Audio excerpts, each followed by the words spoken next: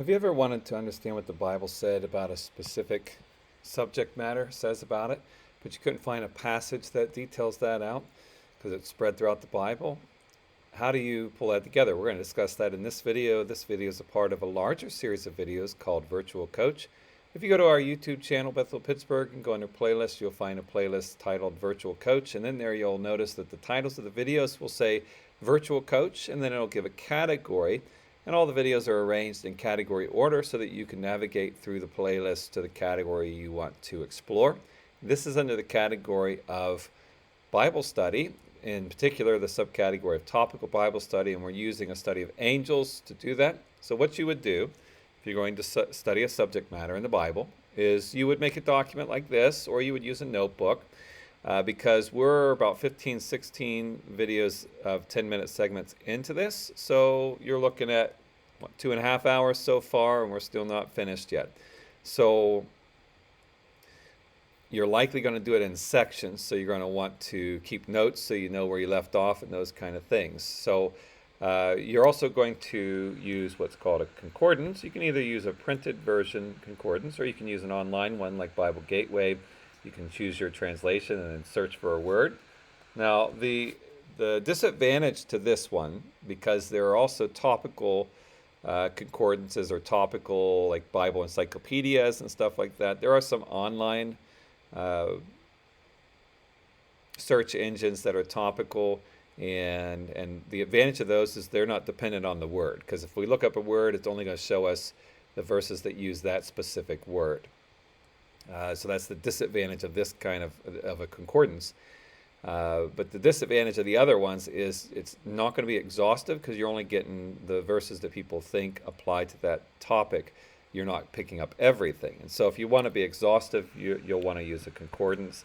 And what you do to resolve that it only shows certain words is you keep track of what you've done. So we've looked for, so far, these words, angel, messenger, and seraphim.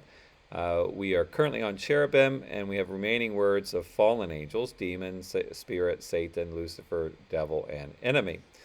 And if you think of other words as you go along, you just add them to the list, and you keep track of the ones you looked for. So if you think of words and you're like, I should do this word, oh, I already did it. This helps you to be organized in your pursuit. And leave where you left off, which we left off last at cherubim, at Ezekiel chapter 10, verse 1. That's where we're going to pick up this time. So Ezekiel chapter 10, and what was taking place in the study of cherubim is cherubim were mentioned often for the decor of things, like in the temple and the tabernacle and in the Ark of the Covenant. But here, it looks like it's going to be that, but then it looks like we have an experience that's actually happening, or a vision that Ezekiel is seeing. And so I'm going to note this, come down to the bottom, and Ezekiel, I tried to put it in book order, but since I've changed terms, I'm now starting over down here. I'll pull those back up later. I see that I misspelled there. Ezekiel 10, and since the whole passage is describing one event, I'm just going to collect all the verses that includes. It goes to verse 20. So Ezekiel 10, 1 to 20, Ezekiel sees a vision of cherubim. And because I don't know exactly what's going on there, I'm going to mark, look into further.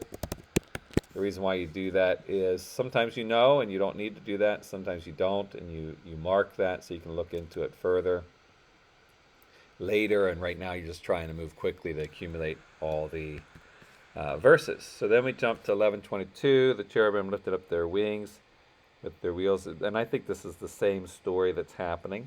So I'm just going to extend it, even though that does give me a detail about the angels having wings that we've seen already. But I'll catch that as I look into that passage as a whole later. Then we jump to 41:8, carved of cherubim. So now we're getting them carved into things again. So they're in the decor. Same here. carved, same there. Even in Hebrews, above it were the cherubim of glory overshadowing the mercy seat. This is describing the Ark of the Covenant. So same thing there. So we've finished cherubim. Now we're going to move on to our next word, which is demon. So I'm going to change my notes and say we're currently working on, well, we've looked at cherubim. So I'll put that down there. Cherubim. And then I'm going to mark here that we're currently working on demon.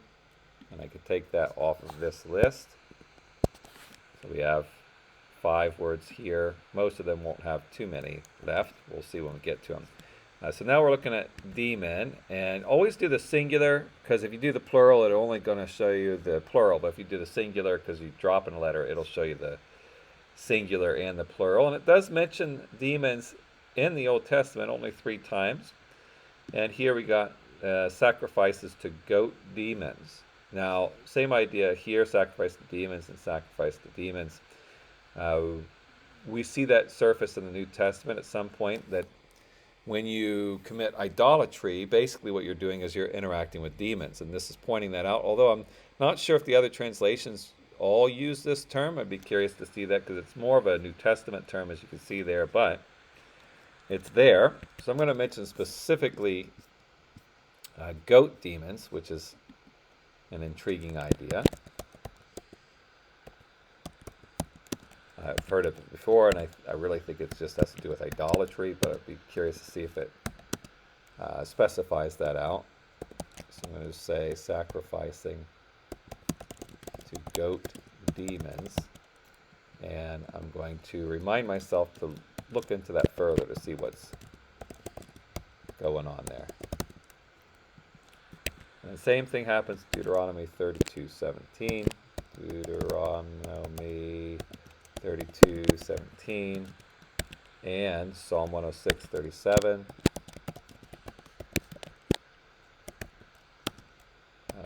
Sacrificing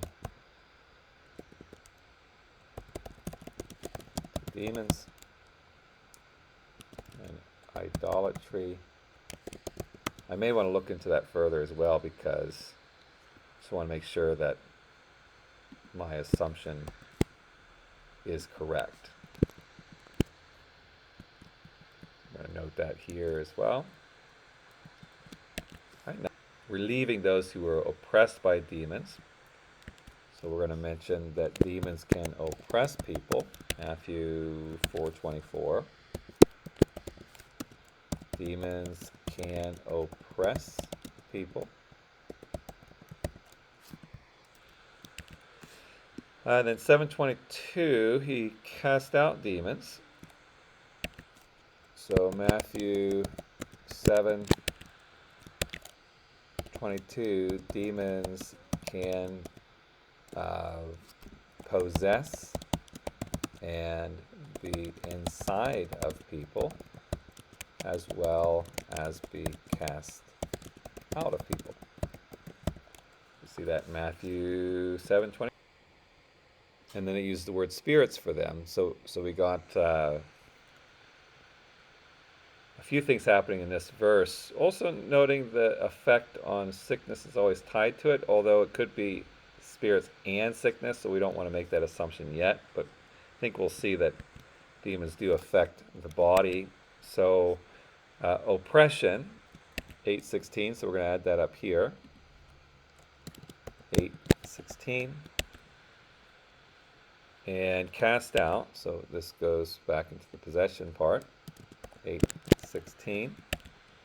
And spirit is used synonymously, so Matthew 8:16, the term spirit is used for demons. Not always does spirit mean that, but sometimes it does. That's why I had that as a word to search.